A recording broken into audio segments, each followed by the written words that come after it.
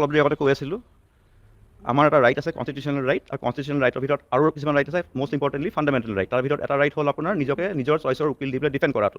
আৰু সেই ৰাইটটো আপোনাৰ কোনো পদ্ধতি কোনো প্ৰকাৰেদি সেইটো বস্তু আপোনাৰ কোনো মানুহে আপোনাৰ ইনফ্লুৱেঞ্চ কৰিব নোৱাৰে।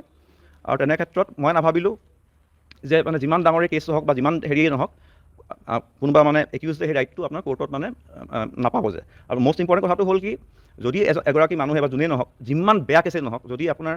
কোৰ্টত নিজকে নিজৰ চইচৰ উকিল দেই, অকল উকিল হ'লেই নহ'ব, এইটো কেছত আপোনালোকে দেখিছে গভৰ্ণমেণ্টৰ ফালৰ পৰা উকিল আছে, তাৰমানে কিন্তু এইটো নুবুজায় যে উকিলজনৰ তেওঁ ন'ডাউট খুব ভাল উকিল হ'ব, মোৰ ডেফিনেটলি বিশ্বাস আছে, কিন্তু